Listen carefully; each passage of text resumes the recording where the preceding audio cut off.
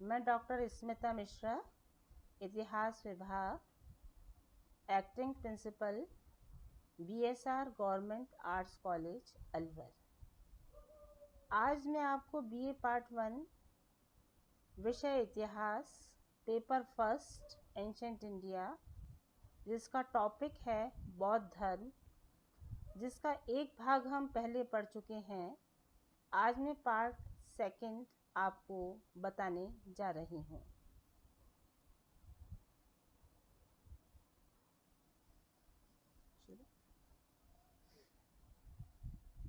बच्चों, मैंने आपको पार्ट 1 के अंदर विद्यार्थियों ये बताया था कि किस प्रकार से बौद्ध धर्म का उद्भव एवं विकास हुआ। महात्मा बुद्ध ने इस धर्म को कैसे आगे बढ़ाया, उनकी क्या जीवनी थी और किस तरह से उन्हें बुद्धत्व प्राप्त हुआ और उन्होंने बौद्ध धर्म को आगे बढ़ाने का कार्य का बीड़ा उठाया। हम ये भी जानते हैं विद्यार्थियों कि बौद्ध धर्म जो है वो भारतवर्ष में न रहकर पूरे संसार में फैला, और इसीलिए बौद्ध धर्म की जो शिक्षाएं हैं या सिद्धांत हैं वो हमारे लिए और भी समीचीन हो जाते हैं। आखिर वो क्या सिद्धांत थे, क्या उनकी शिक्षाएं थीं जिसके कारण विश्व भर में उनका प्रचार प्रसार हुआ। तो मैं सर्वप्रथम ये आपको बताना चाहती हूँ कि किसी भी धर्म की दो तरह की शिक्षाएं या सिद्धांत होते हैं, एक सामान्य सिद्धांत और एक होते हैं उसके प्रमुख सिद्धांत या उसके दार्शनिक सिद्धांत। यदि मैं यहाँ पर सामान्य सिद्धांतों का परिचय दूं तो बौद्ध धर्म भी जैन धर्म की तरह से वेदों की प्रामाणिकता में विश्वास नहीं रखते थे। ये लोग भी अनीश्वरवादी थे, ईश्वर के अस्तित्व में विश्वास नहीं रखते थे, तर्क बुद्धि पर विशेष बल देते थे, मूर्ति पूजा के विरोधी थे और स्त्री समानता पर बल देते थे। इनका बड़ा व्यवहारिक दृष्टिकोण था, इसीलिए ये सरल था और ग्राह्य था। अब आते हैं हम लोग इनके प्रमुख सिद्धांतों की तरफ। प्रमुख सिद्धांतों में इनका जो सिद्धांत बहुत ही लोकप्रिय हुआ वो इनका 4 आर्य सत्य और अष्टांगिक मार्ग का सिद्धांत था, जिसे हम मध्यम मार्ग या बौद्ध धर्म की भाषा में कहूँ तो मध्यम प्रतिपदा, प्रतिपदा का अर्थ होता है मार्ग, तो मध्यम मार्ग के नाम से हम इसे जानते हैं। विद्यार्थियों, हमारे सम्मुख अगर मैं देखूं तो 4 आर्य सत्य थे जो बुद्ध ने हमारे सामने प्रस्तुत किए। इन 4 आर्य सत्यों में सर्वप्रथम उन्होंने जो बताया वो था कि संसार दुखमय है। हमारा जन्म लेते ही हमें ये भय सताने लगता है कि मैं बड़ा हो जाऊंगा, कहीं मर ना जाऊं। हमारे पास पैसा अधिक है तो लगता है कि चोरी ना हो जाए। अगर हम गरीब हैं तो हमें लगता है कि मैं अमीर कैसे होऊंगा। तो हमें हर चीज में ही दुख का आभास होता है। जन्म से लेकर मृत्यु तक संसार में उन्होंने देखा कि संसार दुखमय है। लेकिन क्या संसार दुखमय है पूरी तरह से? तो उन्होंने कहा कि हाँ, लेकिन संसार में दुखों के पीछे कोई ना कोई कारण है, और वो जो कारण है उसका एक निश्चित कारण है जो उन्होंने दूसरे आर्य सत्य में बताया। उन्होंने कहा कि संसार दुखमय है लेकिन दुखों का कोई ना कोई कारण है। अगर हमें ये ज्ञान हो जाए कि उसका कोई कारण है तो हम उसके निवारण की तरफ भी सोच सकते हैं। तो तीसरे आर्य सत्य में उन्होंने क्या बताया कि दुखों का मूल कारण जो है वो तृष्णा है या इच्छा है, और इन इच्छाओं पर काबू किया जा सकता है इनको दूर किया जा सकता है। इसके लिए वो निरोध शब्द का प्रयोग करते हैं, दुख निरोध। और फिर उन्होंने चौथा आर्य सत्य बताया, जिसे हम कह सकते हैं कि शाश्वत सत्य, और वो था कि दुख निरोध का एक मार्ग भी है। मतलब हम बौद्ध धर्म को दुखवादी दर्शन नहीं कह सकते कि ये एक नेगेटिव धर्म है जो दुख की व्याख्या करता है। उन्होंने बाकायदा हमें उसके लिए एक रास्ता सुझाया जो अष्टांगिक मार्ग के रूप में हमारे सामने मौजूद है। जैसे ये कहा जाता है कि जो अष्टांगिक मार्ग का पहला उन्होंने मार्ग बताया वो था सम्यक दृष्टि। सम्यक दृष्टि का क्या मतलब है कि प्रत्येक चीज को उचित दृष्टि से देखना। जैसे मैं आपको एक एग्जाम्पल दूं कि जो अज्ञानी होते हैं, जिन्हें सूरज के बारे में मालूम नहीं होता और बादल होते हैं, तो वो कहते हैं कि अंधकार फैला हुआ है। लेकिन जो ज्ञानी मनुष्य हैं उन्हें पता है कि ये बादल के कारण अंधकार है, इसके पीछे सूर्य है और फिर उजाला होगा। तो हमें हर चीज की सम्यक दृष्टि रखनी है, हर चीज को उचित प्रकार से देखना है, ये आदत हमें डालनी होगी। दूसरा जो अष्टांगिक मार्ग का उन्होंने हमें बताया हिस्सा, वो था सम्यक संकल्प। हमें ये तो ज्ञान हो गया कि सत्य क्या है, सत्य का आभास हो गया, लेकिन उसके अनुरूप हमें संकल्प भी लेना होगा कि हम उस मार्ग पर चलें। लेकिन केवल चलने के संकल्प भर से नहीं होता है कि हमने निश्चय कर लिया, अपना टाइम टेबल बना लिया पढ़ने का और फिर हमने ये सोचा कि हमारा काम पूरा हो गया। हमें उसे अपनी वाणी में भी उतारना होगा, यानी अपने वचनों में भी उतारना होगा। और चौथा जो हिस्सा है इसका है वो है सम्यक कर्म। मतलब हमने टाइम टेबल बनाया पढ़ाई का, तो हमें उस पर चलना भी पड़ेगा, फॉलो भी करना पड़ेगा। तो सम्यक कर्म, सम्यक आजीव। हम बहुत अच्छे इंसान हैं लेकिन हमारी जीविका के जो साधन हैं वो बुरे हैं। हम चोरी से, चकोरी से, बेईमानी से, धूर्तता से कमा रहे हैं, तो हमारा साधना सफल नहीं होगी। तो हमें अपनी जीविका को भी सम्यक रखना होगा, उचित रखना होगा। फिर छठा पहलू इसका है सम्यक व्यायाम। अब हमने 5 चीजें देखी। जब तक हम इनका बार बार इस पर एक्सरसाइज नहीं करेंगे, व्यायाम नहीं करेंगे, तब तक ये हमारे अंदर भीतर नहीं प्रवेश कर पाएंगे। तो हमें उसके लिए एक्सरसाइज करनी पड़ेगी, व्यायाम करना पड़ेगा।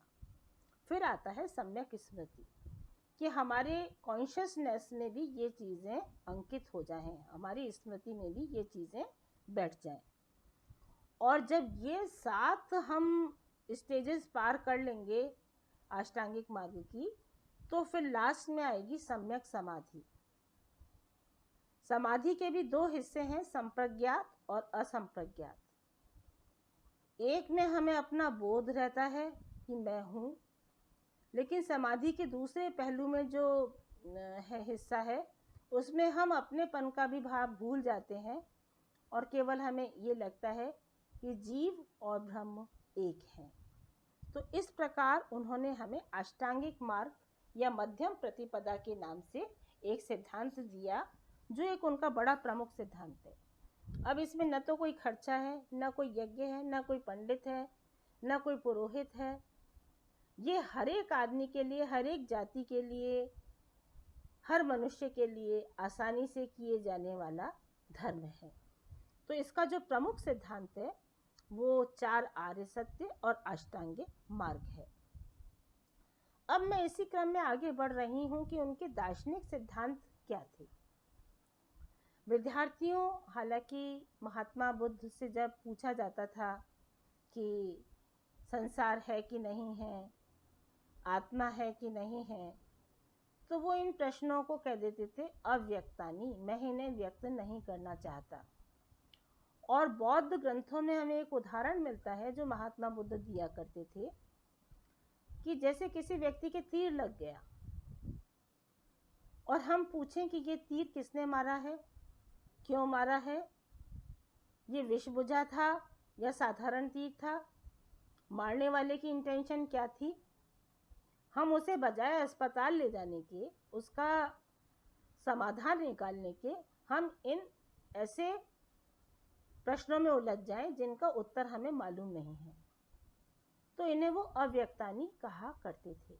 लेकिन फिर भी उनका एक दार्शनिक पूरा की पूरा पक्ष है बौद्ध धर्म का, जिसके बारे में मैं यहाँ पर अब आपसे चर्चा करूँगी। तो उसमें आता है आपका एक प्रतीत्य समुत्पाद का सिद्धांत। प्रतीत्य का क्या आशय है विद्यार्थियों? ऐसा होने पर। और उसका दूसरा शब्द है आपका समुत्पाद, ऐसा होता है। यानी कि कोई चीज ऐसी है तो उसका होने की कोई ना कोई वजह निश्चित है। जैसे अगर दूध जमेगा तो किससे जमेगा? दही से। तेल निकलेगा तो किससे निकलेगा? तिल से या बीज से। अगर टेबल बनेगी हमेशा तो किससे बनेगी? लकड़ी से। तो हर चीज का कोई ना कोई कारण है। तो उन्होंने हमारे सामने एक प्रतीत्य समुत्पाद का सिद्धांत रखा कि हर चीज में कारण कार्य का संबंध है। मनुष्य भी जब इच्छाओं में बंधता है तो उसका एक निश्चित कारण होता है, क्योंकि वो अपनी इच्छाओं के चंगुल में फंस जाता है और उसका परिणाम उसे संसार में जन्म के रूप में लेना पड़ता है। तो ये एक संक्षिप्त में हुआ आपका प्रतीत्य समुत्पाद का सिद्धांत। इसी क्रम में अगर आगे बढ़ूं तो एक है आपका अनात्मवाद का सिद्धांत, जिसे क्षणिकवाद का भी सिद्धांत कहते हैं, कि प्रत्येक वस्तु क्षणभंगुर है, हर चीज नित्य प्रति बदल रही है। और इसी क्रम में वो ये कहते हैं कि हमारी आत्मा भी, जैसा कि वैदिक धर्म में कहा गया है कि एक ये सनातन चीज है, अक्षुण चीज है, बौद्ध धर्म ऐसा नहीं मानते। वो इसकी तुलना किससे करते हैं? जल के प्रवाह से। कि जैसे नदी में तरंगे उठ रही हैं, एक तरंग दूसरी तरंग पर चलती जा रही है, तो ये जो कंटिन्यूएशन में पानी का प्रवाह है, इसमें कोई भी चीज एक क्षण के लिए भी टिक नहीं रही है। ऐसे ही हमारी आत्मा जो है वो प्रवाहमान है। या वो दूसरा उदाहरण किसका देते थे? दीपक की लौ का, कि हर समय दीपक की बाती में जो लौ जल रही है वो हर क्षण बदल रही है, और एक समय ऐसा आएगा जब वो बुझ जाएगी। तो वो आत्मा को नहीं मान करके अनात्मवाद का सिद्धांत देते थे, जिसे हम क्षणिकवाद का सिद्धांत भी कहते हैं। बुद्ध कहा करते थे सर्वम क्षणिकम क्षणिकम, हर चीज क्षणिक है। और अंत में वो देते थे कि प्रत्येक व्यक्ति को निर्वाण प्राप्त हो सकता है बिना मृत्यु के भी। निर्वाण का प्रायः जो अर्थ लिया जाता है वो होता है बुझ जाना।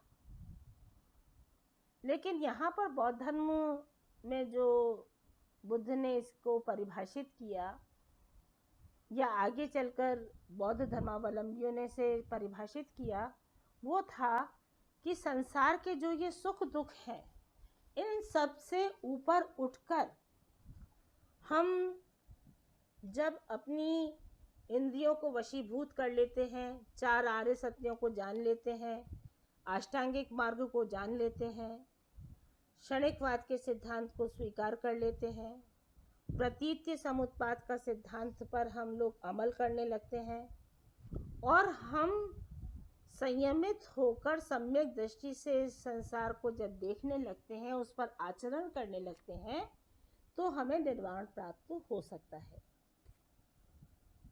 और ये जो निर्वाण है वो महात्मा बुद्ध ने अपने जीवन काल में ही प्राप्त किया था।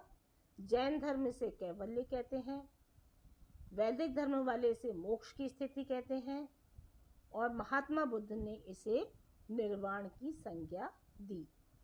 तो इस प्रकार महात्मा बुद्ध की जो शिक्षाएं हैं वो अपने आप में अनूठी हैं, और मैं ये कह सकती हूँ कि यह जो धर्म है वो नैतिक आचरण पर बल देने वाला धर्म है, जिसमें न कोई स्त्री है, न पुरुष है, न जाति है, न पाति है, न अंधविश्वास है, न जादू है, न टोना है, न पुरोहित है, न पंडित है, न भाषा की दुरूहता है, और ये बहुत ही सरल शब्दों में बयान किया गया एक धर्म है। इसीलिए कालांतर में आगे वाले हिस्से में हम इसी टॉपिक पर आपको लेक्चर देंगे कि इसके प्रचार प्रसार के क्या कारण थे और इसने किस प्रकार भारतीय संस्कृति को अपना योगदान दिया।